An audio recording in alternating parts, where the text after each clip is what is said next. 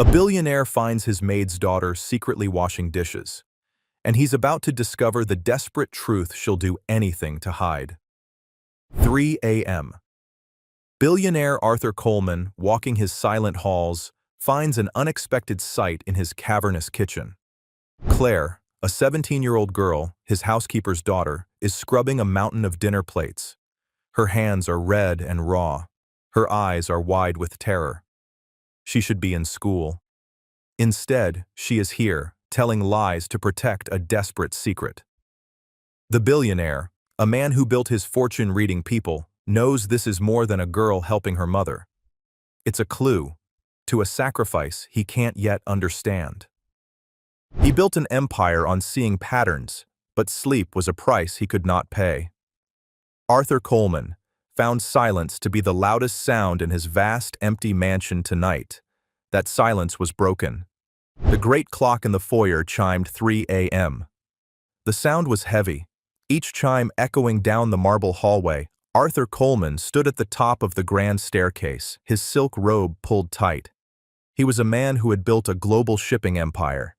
He did it by predicting problems. He could see a storm in the South China Sea and know, instantly, which 300 ships needed to change course. He could not, however, predict a solution for his own insomnia. He rubbed his eyes. The house was cold. He was returning from the library, a heavy book on Roman history, unread in his hand. He had tried to read. He had tried to listen to music. He had tried to meditate. But his mind, the asset that built his fortune, would not shut down. That is when he heard it. It was not a dangerous sound. His security was absolute. No one could get onto this property. It was a small sound, a secret sound, the sound of a glass being gently placed on granite. Arthur froze. He listened.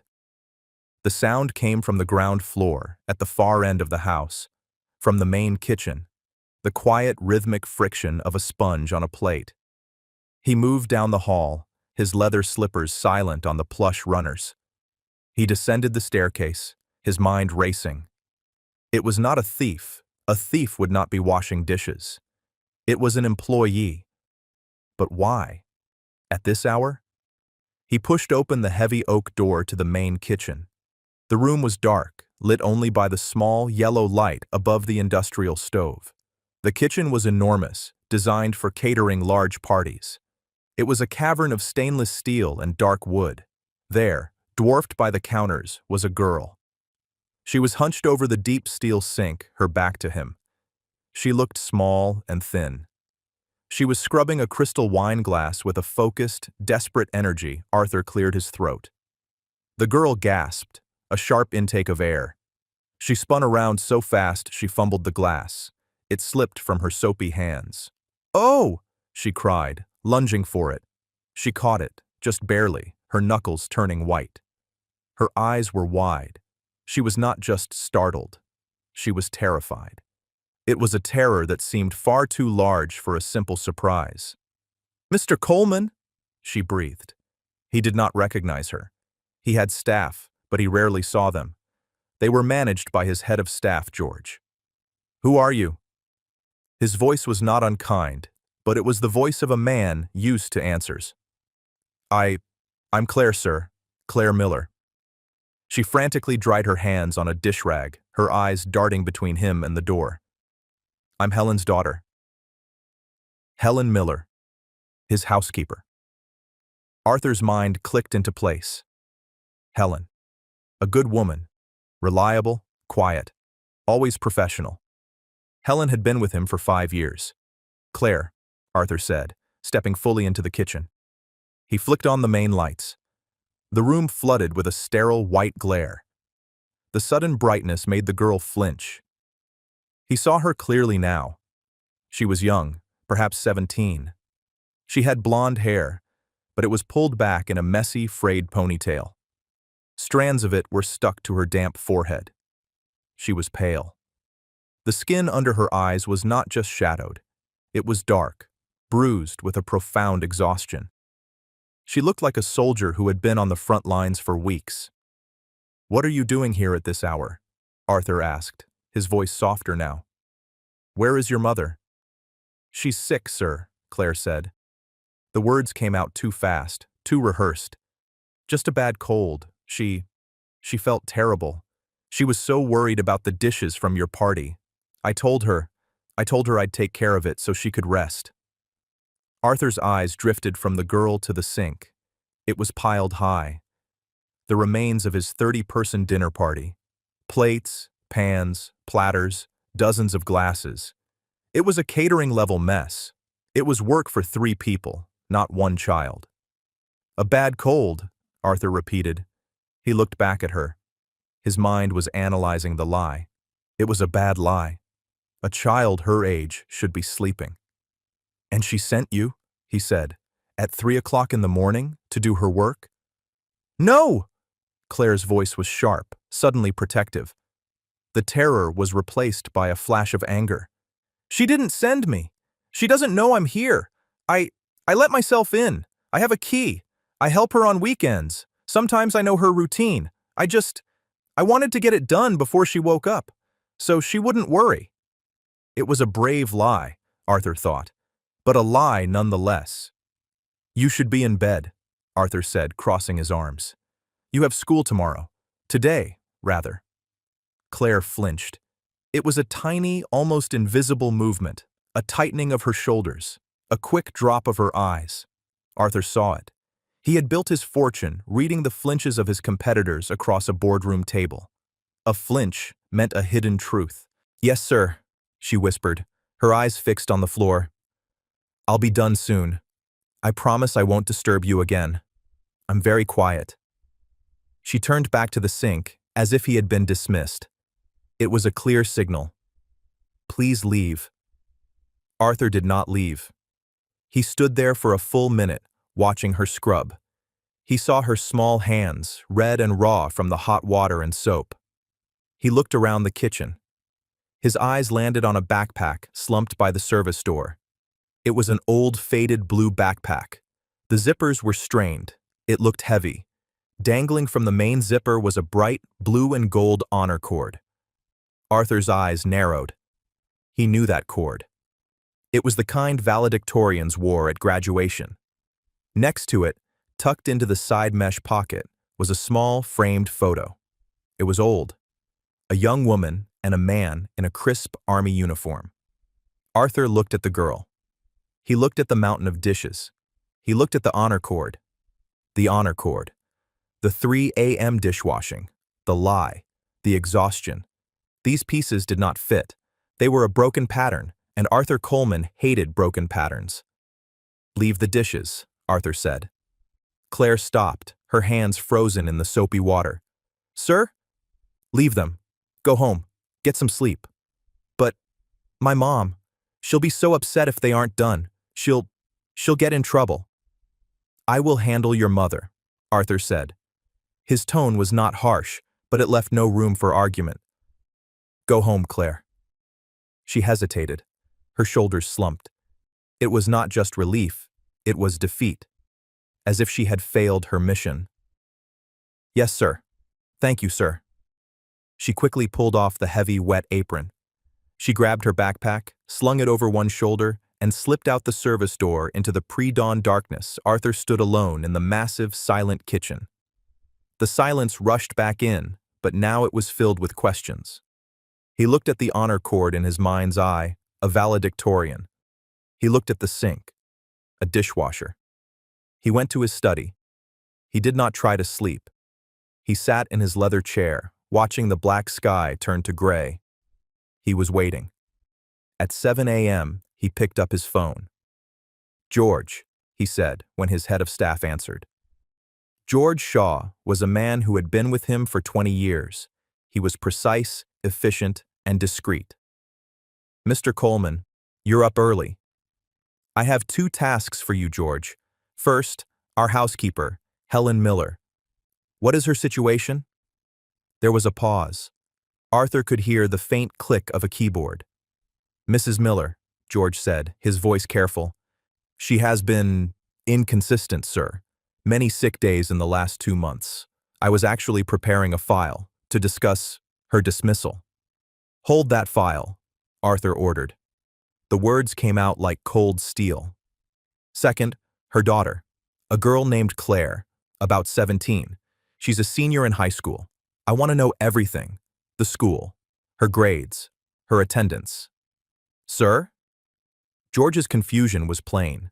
This was not a typical request. The girl was here at 3 a.m., George washing the dishes from my party. She looked broken, and she was carrying a valedictorian's honor cord. It doesn't add up. I want to know why. At once, sir. One more thing, George. The girl's backpack. It had a photo. A soldier. Army uniform. 101st Airborne, I think. Find out who he is. Arthur spent the day in a fog. He had meetings about fuel costs and shipping routes. He spoke to executives in Hong Kong and London. But his mind was in the kitchen. He saw the girl's terrified eyes. He saw the honor cord. At 4 p.m., George Shaw appeared at his study door. He held a thin manila folder. Frank never looked ruffled, but today he looked somber. He looked shaken. Sir. He placed the folder on the polished desk. Go on, George. You were right about the girl, George said. He opened the folder. Claire Miller, 17, senior at Northwood High School. He slid a piece of paper across the desk. It was a printout from the school's website, a beaming photo of Claire holding a certificate. She's not just a good student, sir. She's the county valedictorian. 4.0 GPA. Full academic scholarship to Georgetown University, pending graduation. 2 weeks ago, she was named a U.S. Presidential Scholar, one of the top 160 students in the entire nation. Arthur stared at the paper. A presidential scholar throwing away her future to wash my dishes. That, sir, George said quietly, is the problem. He slid a second paper over. It was a formal attendance report from the school district. I spoke with the principal at Northwood High. She was very emotional. As of 25 days ago, Claire Miller stopped attending school. She has been marked for truancy. The principal is heartbroken. She said she's been calling the mother, Helen, but the number is disconnected. 25 days, Arthur whispered. The timeline clicked. The pattern was forming. Yes, sir. She has missed the deadline to accept the scholarship. The school is required to report her truancy to the state. She will not graduate the scholarship. It's gone. The waste of it. The sheer, tragic waste. It felt like a physical blow to Arthur. This was worse than a girl skipping school. This was a bright light being snuffed out. Why, George? Arthur asked, his voice low. Why? The mother. George's voice was grim. Helen Miller. It is not a bad cold. She was diagnosed 2 months ago with a severe aggressive form of lupus. The new treatments, the specialist, her insurance denies them as experimental. The out-of-pocket cost for the main prescription is $900 a month. Arthur felt a cold knot tighten in his stomach. Helen was fired from her second job at a dry cleaner for missing days due to her illness. Your job, this, is all they have. The phone was disconnected to save money. $900 a month, Arthur said. It was, to him, nothing.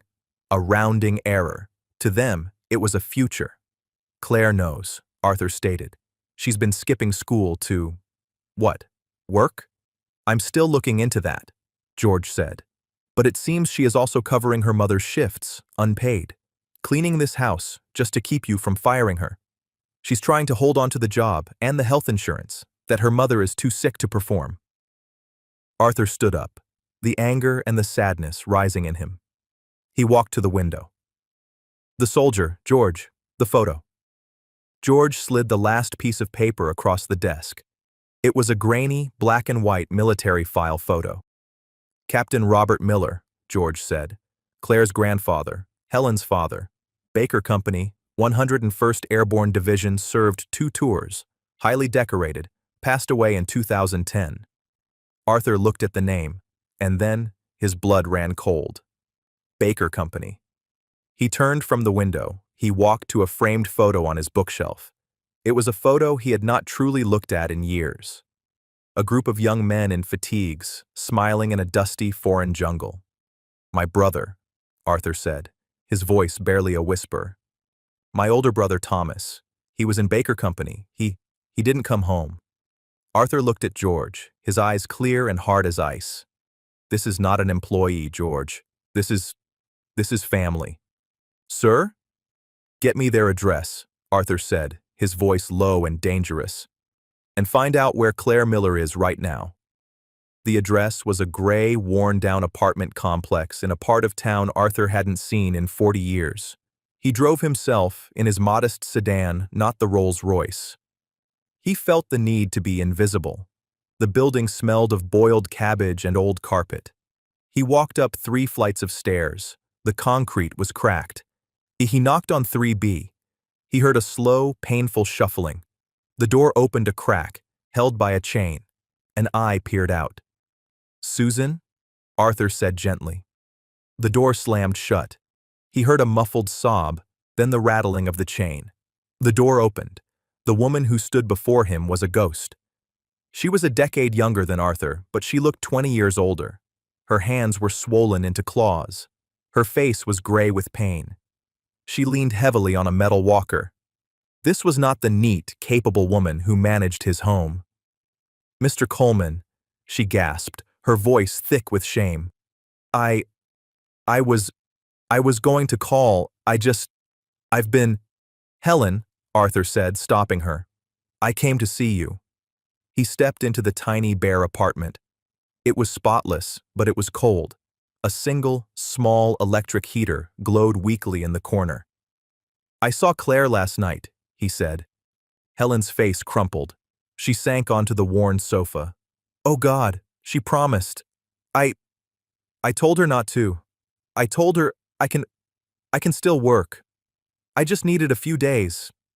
"Helen, why didn't you tell me you were sick?" "And say what?" she whispered, tears rolling down her pale cheeks. "That I can't do my job, that you should fire me. This job, it's all we have. The insurance, it pays for the basic doctor visits. It's everything."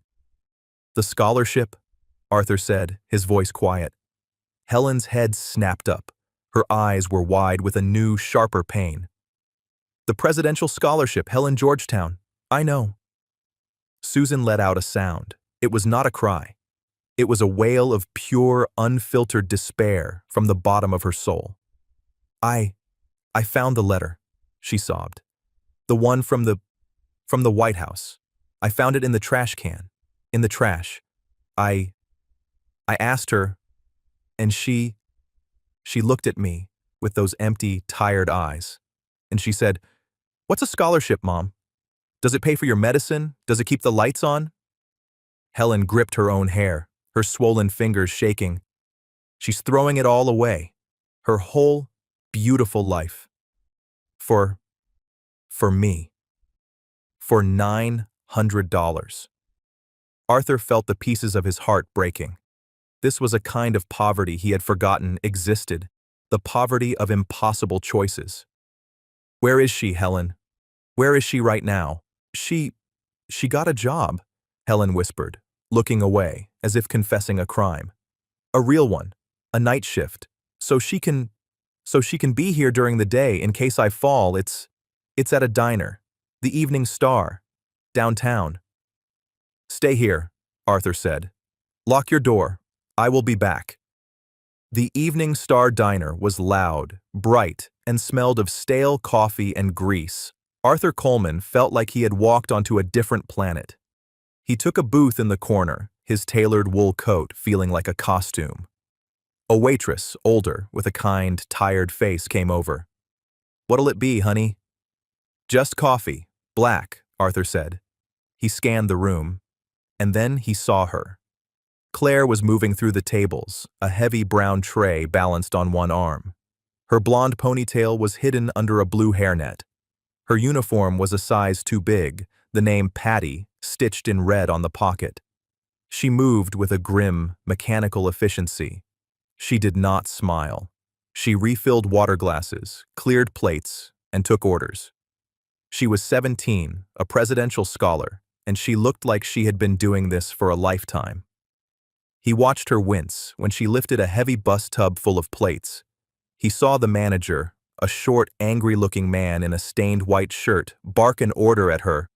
She just nodded, her face blank, and kept moving. She's just like her mother, Arthur thought, trying not to surrender. He waited. He nursed his coffee, which was bitter and thin. He watched her for 20 minutes. He watched her run. He watched her try to be invisible. She was clearing the booth next to him. Her arms were overloaded with plates. "Claire," he said. His voice was not loud, but it cut through the diner's noise. She froze. The clatter of plates in her hand stopped. She turned, slowly, her eyes finding him in the corner. Her face went from pale to white. The blood drained from it. She looked at him. She looked at her greasy uniform.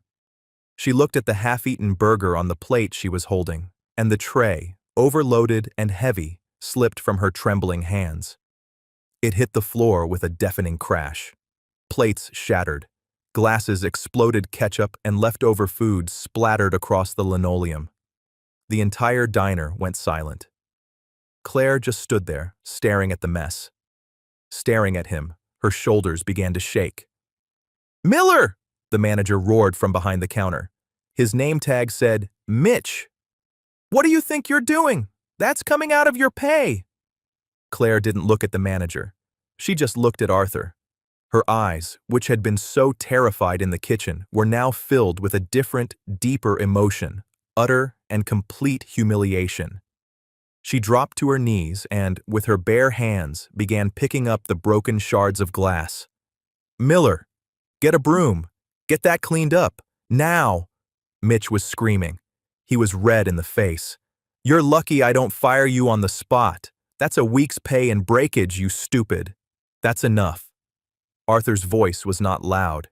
It was low, cold, and heavy with authority.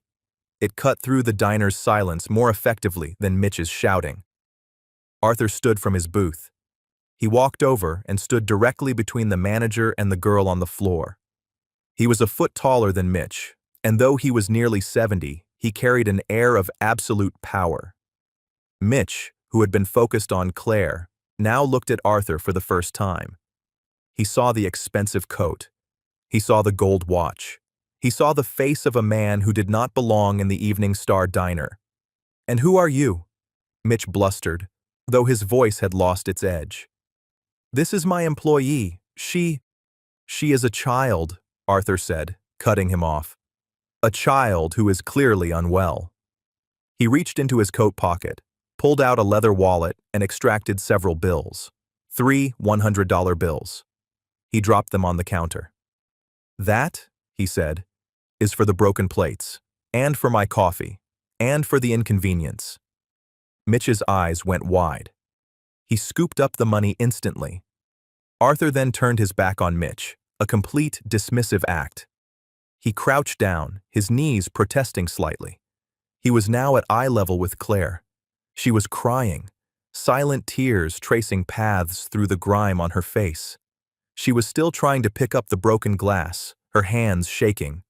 "Claire," he said, his voice now gentle but firm. "Get up. You're leaving." I can't," she whispered, the words choked. My shift. I need—" "Your shift is over." He offered his hand. It was a clean, steady hand, a hand that signed billion-dollar contracts. She stared at it for a moment. It was a lifeline. Slowly, trembling, she put her small, greasy hand into his. Arthur pulled her to her feet as if she weighed nothing. He did not let go. He kept her hand in his and turned her toward the door, shielding her from the stares of the other patrons. "Wait!" Mitch called out, suddenly realizing he was losing an employee, even one he mistreated. "You can't just— She has to—" Arthur paused at the door. He looked back at Mitch. "She's finished," he said. And the way he said it, Mitch knew it was true. Arthur Coleman pushed open the glass door and guided Claire Miller out into the cold night air, leaving the shattered plates and the smell of fried onions behind. The car was a cocoon of silence. It was a dark, heavy sedan, not one of Arthur's flashier models. It smelled of old leather and, faintly, of his pipe tobacco. It was warm. The heated seats hummed gently against Claire's back, but she was so cold she couldn't feel it. She sat rigid, her hands clasped in her lap, still grimy from the diner floor. She stared straight ahead at the dashboard clock. 11:47 p.m. She had not said a word since he put her in the car. She was vibrating with a silent, terrible shame. He had seen her at her lowest. He had seen her fail. Arthur drove carefully, his large hands resting lightly on the wheel. He did not turn on the radio. The only sound was the thump-thump of the wipers clearing a light mist from the windshield. He glanced at her. She was just an outline in the dark, her face turned away. "Your hands," he said, his voice quiet.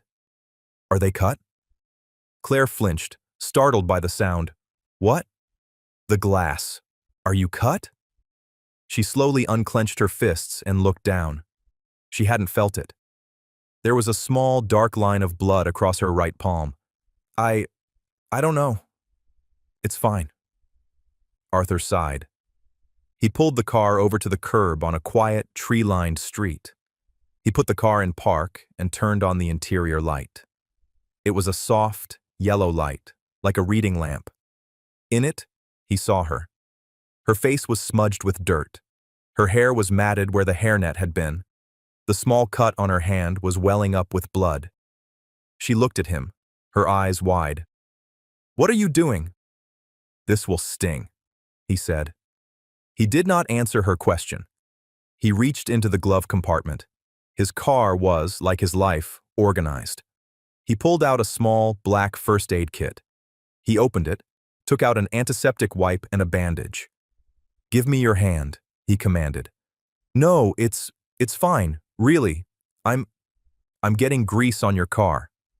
She tried to hide her hands under her legs. "Claire." His voice was gentle, but it held the same steel as it had in the diner. "Give me your hand." She hesitated, then slowly, reluctantly, held out her trembling hand. He took it. His own hand was warm and surprisingly soft, but his grip was firm. He held her small, chapped hand in his. He carefully blotted the blood, then opened the wipe. She hissed as the alcohol touched the cut. "I told you," he said, his eyes on his work. "A small price. My brother Thomas always said that a little sting now is better than a lot of pain later."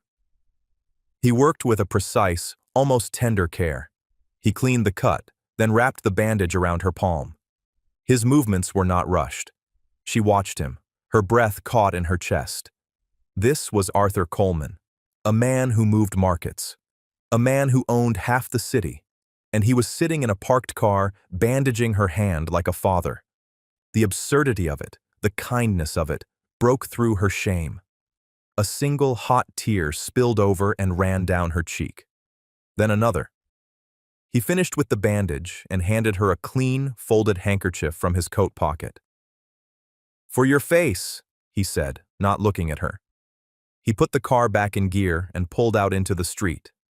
She wiped her face. "Thank you," she whispered. The words were small and hoarse. "You're welcome," he said. They drove in silence for another few blocks. "Georgetown," he said. "Sir? That's the plan, isn't it? Or it was Georgetown University." "Why?" She stared at the handkerchief in her lap. I like history and the government. I thought I could work in the State Department or something." "You want to serve?" he said. It wasn't a question. "Yes." "A noble goal," he said. "Difficult to achieve if you are not in fact in school." Her shame returned, hot and sharp. "You don't understand." "Then make me understand, Claire," he said, his voice reasonable. "I see a young woman, a U.S. presidential scholar, the valedictorian of her class. She has a full scholarship to a fine university, and she throws it all in the trash. I didn't throw it away, she snapped, her voice breaking. The anger she felt at the world, at the unfairness of it, all came rushing out. I didn't. What was I supposed to do? She was crying openly now, the sobs she had held back in the diner finally shaking her. What choice did I have? I came home from school. I'd just gotten the letter, the one from the White House. I was so happy. I ran inside, and Mom was on the floor. She couldn't get up. She was in so much pain, she couldn't even cry. Arthur listened. His knuckles were white on the steering wheel. The doctor said, lupus. He said her old medicine wasn't working. He said she needed a new one. A specialist. And the insurance? It doesn't pay its $900 every month, just for the pills. That's not even the doctor. Or the tests. She wiped her nose with his handkerchief, past caring about appearances. She lost her other job. This job at your house. It's all we have. I saw her trying to scrub the floors, and she just cried because her hands were too swollen. She was going to get fired. We were going to lose the apartment. We were going to lose everything. Her voice dropped to a whisper. So I put the letter in the trash. I called the school and told them I wasn't coming back. I took her phone. I blocked the principal's number. I had to. So she couldn't call Mom. And you started working? Arthur said. I had to cover her shifts at your house. For free. Just so George wouldn't know she was sick, and I got the job at the diner, the night shift. It was $11 an hour. I was saving up. For the medicine. I almost had it, I just needed one more week. She was spent. The confession left her hollow. She leaned her head against the cool glass of the window. I hate it, she whispered. I hate it, but I love my mom. I couldn't go to history class. I couldn't write papers on policy while my mom was disappearing. What's a scholarship if I lose my mom? Arthur was silent. He drove. He was processing. This was not a girl skipping school. This was a soldier. A soldier making a tactical, terrible choice. A soldier on a losing front. He pulled up in front of her gray apartment building, the same one he had visited that afternoon. You are very much like your mother, he said. What? She lied to me too, he said, turning to her. She tried to hide her illness, to protect her job, to protect you. You lied to me, to protect her. You're a family of terrible liars, and you are both very, very bad at it. A small, watery smile almost touched her lips. You're also both very proud, he said, and your pride is costing you your future. It's costing your mother her health. It's our problem, sir. I'll pay you back. For the plates. I don't know how. Stop talking about the plates, he said, annoyance in his voice. The plates do not matter. The diner does not matter. The $900 does not matter. It matters to us. It does not matter, he repeated, and this time his voice was absolute. Get out of the car. We are going to see your mother. The walk up the 3 flights of stairs was different this time. Claire was in front, her shoulders slumped in defeat. Arthur was behind, a steady, implacable presence. Claire fumbled with the key, her bandaged hand making it difficult. She finally got the door open. The apartment was dark, lit only by the same weak electric heater. Helen was sitting on the sofa, wrapped in a thin blanket, her face a mask of pure terror. She had clearly been waiting by the door, imagining every possible terrible outcome. When she saw Claire, in the dirty diner uniform, she gasped, "Claire! Oh, baby, what happened? Are you hurt?" Then she saw Arthur Coleman filling the doorway behind her. Helen's face went from fear to a deep, profound shame. She tried to stand, to be the housekeeper, but her legs were too weak. She sank back down. "Mr. Coleman," she whispered. her voice cracking. I I don't know what to say. She, she, she has been working a night shift at a diner, Arthur said, stepping into the small room, to pay for your medicine, the medicine you didn't tell me you needed. The truth hung in the cold air, stark and ugly. Helen looked at Claire. Claire looked at the floor. You told him? Helen whispered to her daughter. He was there, Mom. At the diner. I dropped a tray I broke. I broke everything. I'm so sorry, Mom. I'm so sorry. Claire's defenses crumbled. She rushed to the sofa and collapsed, burying her head in her mother's lap, sobbing.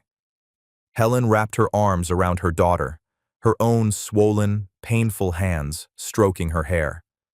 She looked up at Arthur, who stood over them like a judge. Please, Helen begged, tears streaming down her face. Please don't punish her. It's my fault. All of it. I got sick. I couldn't. I'm so sorry. I'll pay for whatever she broke. I'll work for free. Just, please, don't call the police. Don't hurt my daughter. Arthur looked at the two women, clinging to each other in a sea of debt and sickness and fear. He felt a sudden, sharp ache in his chest. It was not his heart. It was something older. It was the memory of his own mother after the telegram came. The memory of a house that had all the money in the world and no joy at all. Hurt her? He said, his voice softer than he intended. Helen, I am not here to hurt her.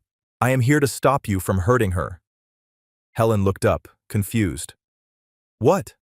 You. Your pride. Her pride. You are letting her destroy her entire life. Her entire brilliant life. Because you are too proud to ask for help. Help? Helen said, as if the word was foreign. From who? Who? Who helps people like us? I do, Arthur said simply. He walked over to the single worn armchair and sat down. He was no longer the imposing billionaire. He was just an old man in a small, cold room. This is what is going to happen, he said. He was not asking. He was stating facts.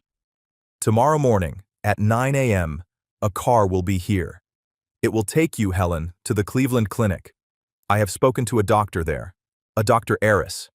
He is the best specialist in the country for your condition. He is an old friend. Helen was staring at him, her mouth open. I can't. The cost.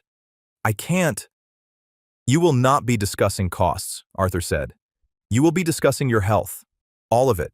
The transportation, the treatment, the medicine is handled. It is paid for. But why? He held up a hand. I am not finished. Claire. Claire lifted her tear-stained face from her mother's lap. My assistant, George, will be at Northwood High School at 8 a.m. He will be meeting with your principal.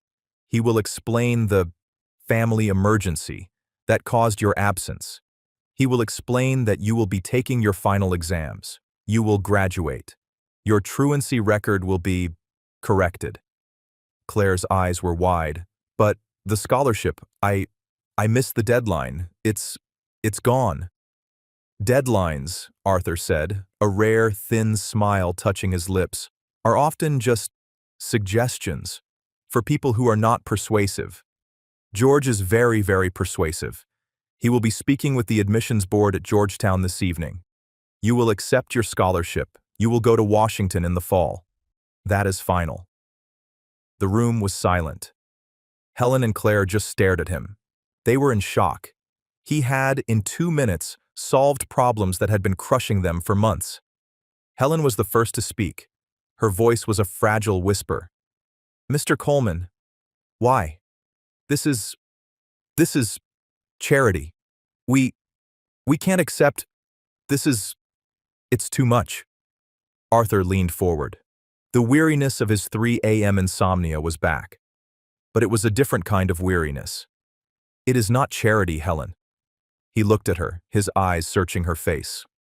I came here this afternoon. I saw your apartment.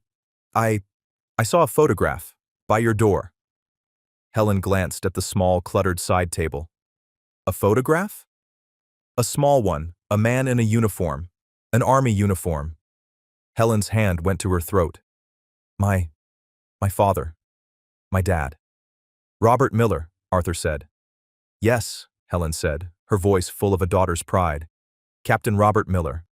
Arthur nodded slowly. I knew it, he whispered. I thought, but I had to be sure. You knew my father? No, Arthur said. I never had the honor. But I knew of him. He paused, gathering the words. This was a story he had not told in 50 years.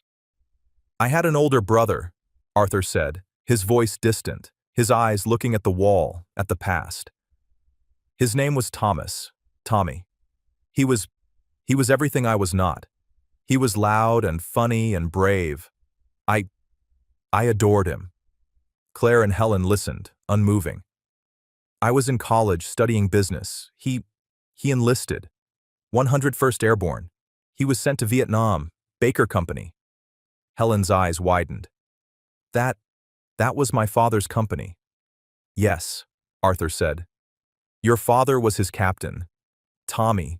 He didn't come home. He was 20 years old. It destroyed my mother. It broke our family. He looked down at his own hands, the hands that had built an empire. After it happened, my mother, she just faded. But then a letter came. It was from a Captain Robert Miller, from your father. He wrote about Tommy. He said my brother was brave. He told a story about how my brother had saved 2 other men. He told my mother that Tommy wasn't alone, that he held his hand. He told her he was proud to have served with him. Arthur had to stop. He cleared his throat. He wrote 3 letters, Helen. To a woman he had never met, about a boy she had lost. Those letters, they were the only thing that kept my mother alive. They were a gift of peace. He gave my brother back to us. He reached into his breast pocket and pulled out his wallet. From a worn, hidden fold, he took out a small, square piece of paper. It was old, cracked at the folds. It was a photograph, the same one from his bookshelf, a group of young men in the jungle. He handed it to Helen. She took it with a shaking hand. She saw a group of tired, smiling boys, and in the center, a young man with a kind, strong face, and next to him, a taller, grinning boy with his arm slung over his shoulder.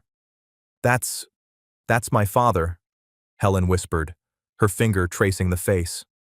And that, Arthur said, pointing to the grinning boy, is my brother, Tommy. Claire leaned in, her eyes wide. She saw her grandfather, young and vital, a man she had only known as an old, quiet man who smelled of tobacco. Your father, Arthur said, his voice thick with emotion, left no one behind, not his men, not even their memory. He looked at Claire. He saw her pale, exhausted face. He saw her honor cord. He saw her grandfather's eyes. I have been a very, very wealthy man for a very long time, Arthur said. But I have always, always carried a debt I could not pay, a debt to your father for his kindness, for his honor. He stood up. This is not charity. This is family. This is a debt. 50 years overdue. Your grandfather saved my family, Helen now. You will let me help his. Arthur looked at his watch. It was past midnight. A car will be here for you at 9 a.m., Helen, he repeated, his voice gentle but firm. Please, be ready. Dr. Aris's team will be waiting. Helen just nodded, her eyes still fixed on the old photograph in her hand. Claire, he said. She looked up, her face red and swollen. I expect you at your school at 8:30 a.m. My assistant, George, will meet you. You will go in, you will talk to your principal, and you will arrange to take your final tests. Yes, sir, she whispered. Good. He moved to the door, then paused. And George has also been instructed to have your utilities reconnected and to arrange a delivery from a grocer. You cannot move forward if you are cold and hungry." He looked back at Helen. "He left no one behind, Helen," Arthur said quietly. "It's time his family was treated the same way." He left. The door clicked shut. For a full minute, mother and daughter did not move. Then, Helen let out a long, shuddering breath, a sound that was half sob, half laugh. Claire rushed to the small kitchen, her body finally giving in to the stress of the night. When she was done, shaking, Helen was there, leaning on her walker, holding a glass of water. "Mom," Claire whispered, her throat raw. Is this real?" Helen looked around the tiny, cold apartment. She looked at the disconnection notices, at her daughter's ruined diner uniform. Then, she looked at the 50-year-old photograph in her hand. "I think so, baby," Helen said, her voice shaking. I think your grandfather just saved us." The next 2 weeks were a blur. It was like watching a life be rebuilt by an invisible, efficient crew. At 8:30 a.m., a trembling Claire met George Shaw at Northwood High. He was a man in a simple, perfect suit. He was calm, professional, and handled everything. The principal, Mrs. DeWitt, rushed out of her office, her face a mixture of worry and relief. "Claire? Oh, my dear, we were so worried." "It was a family medical emergency, Mrs. DeWitt," George said smoothly, handing her a folder. "Claire has been acting as her mother's primary caregiver. Here is the documentation from the Cleveland Clinic." The principal's eyes scanned the letters. The sternness of the administrator was gone, replaced by a deep sympathy. "Oh, you poor thing," she said to Claire. "Why didn't you say anything?" I didn't know how," Claire whispered. "It is handled now," George said. "We simply need to arrange for her final examinations." "Of course, yes, anything." While Claire was at school, a different car arrived for Helen. She was terrified, but at the Cleveland Clinic, nurses were waiting. They knew her name. Dr. Aris, a kind man with warm eyes, sat with her for an hour. "We are going to make this better," he said. "Your job is to rest." For the first time in a year, Helen Miller slept without pain and without fear. Back at the apartment, the power came on. The gas heater clicked to life, flooding the rooms with warmth. A grocery service arrived with boxes of food, real food. Claire sat at her small desk, her old textbooks open. She studied. She took her exams. The words on the page were no longer a reminder of a life she had lost. They were a map. The day of graduation was bright and hot. The high school football field was filled with folding chairs. Claire sat on the stage. In her blue cap and gown, the blue and gold honor cord was draped around her neck.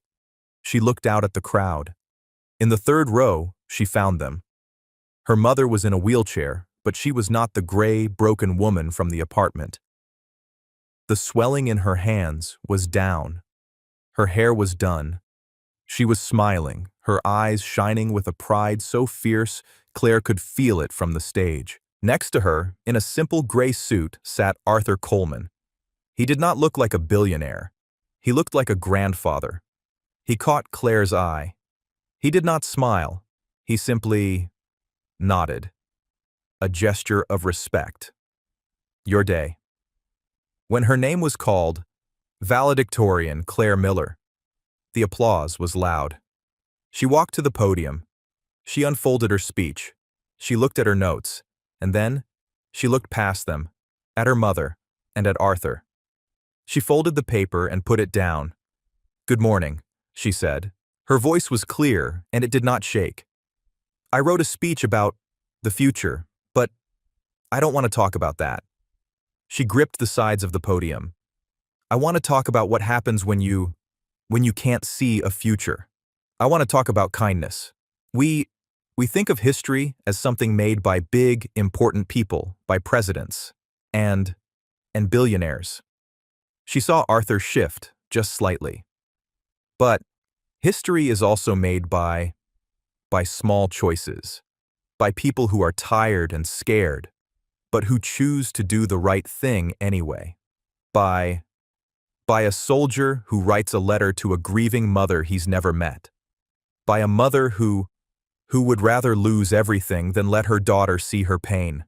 By people who see someone falling, and instead of walking by, they stop.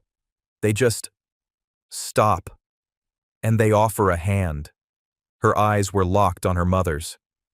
My future, it isn't mine. It was bought for me. It was bought by my grandfather 50 years ago. It was bought by my mother, who sacrificed her health for me.